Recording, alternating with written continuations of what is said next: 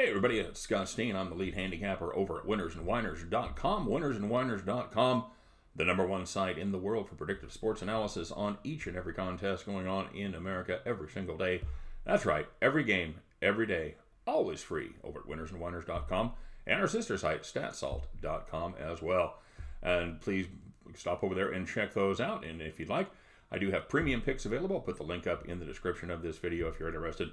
We'd love to have you signed up as part of the premium team. So, with that being said, let's take a look at the first game in the NFC wildcard set as the Minnesota Vikings travel down to the Superdome to take on the New Orleans Saints. New Orleans is an 8-point home favorite there, shaded a little bit towards the Vikings with 49.5 being the total. The tail of the tape, well, it goes a little something like this. The Vikings 10-6 straight up on the season, 8-8 against the number, and 9-7 overs versus unders. While the Saints, the winners of the South, they went 13-3, straight up 11-5 against the number, and also 9-7 overs versus unders. Well, first, the good news for the Minnesota Vikings. They get running back Dalvin Cook and Madison back as well, the second stringer in the backfield there. That is good news for a Minnesota team that's going to look to run the ball and control the clock in order to keep that powerful Saints offense on the bench. Now, the bad news is they're going to be missing their top two slot corners in Mike Hughes and Mackenzie Alexander, and that's going to put a lot of pressure on the other DBs, including Xavier Rhodes, or the cornerback formerly known as Xavier Rhodes, if you've seen him play lately. Not nearly the Pro Bowl caliber player that he once was. He is going to probably draw the assignment, most likely, of hanging all day with Michael Thomas. Now, good luck with that. Now, you want to help out Rhodes and double team on Thomas? Well, good luck with that as well. Now, besides usually not working, as Michael Thomas is one of the absolute best at catching contested balls in the entire league. You create favorable matchups for the other New Orleans receivers, mainly tight end Jared Cook, Ted McGinn, or even in the slot with Traquan Smith. So you really have to pick your poison and distribute your defensive backfield talent wisely.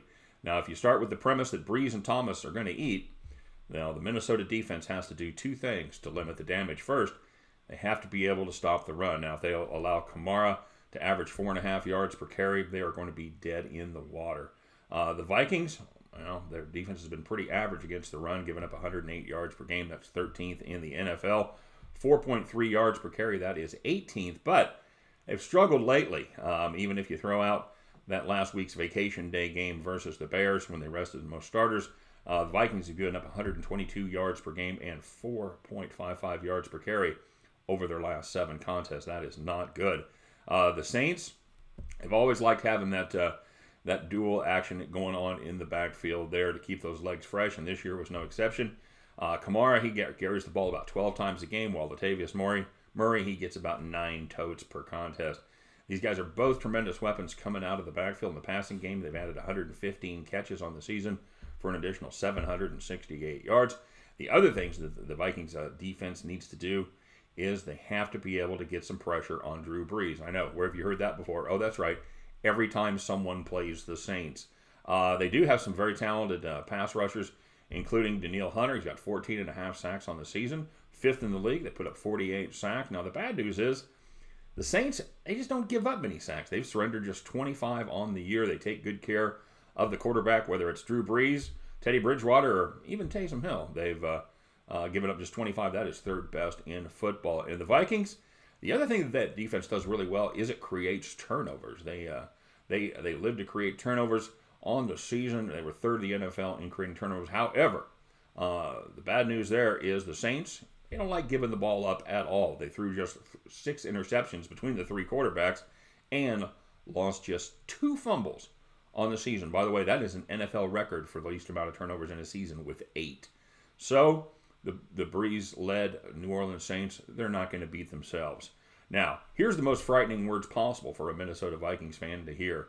Kirk Cousins is going to have to step up and perform on the big stage. This is the time when you get to trot out your favorable, horrible stat for Kirk Cousins, whether it's national TV games, Monday night games, whatever it is, whichever stat you use, they pretty much all begin with the same number, and that number is 0, as in 0 and 9 on Monday Night Football, for example.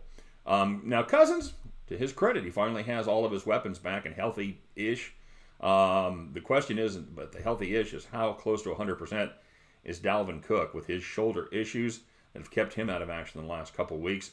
They are going to have to make the Saints' front seven respect the run to keep pressure off of Cousins. And the Saints, well, they were able to get after the quarterback a little bit. They were third in the league with 51 sacks. The Vikes, just like the Saints on their side of the ball, they did a nice job of protecting Cousins as well. They gave up the fifth fewest in football at just 28. So it's a couple of defensive units that get after the quarterback, and it's a couple of offensive units that really don't let that happen much. So it will be interesting to see which side of the ball can impose their will when the ball is snapped. Now, the other big question for the Minnesota offense is whether or not Cousins is going to remember that Adam Thielen is back on the field.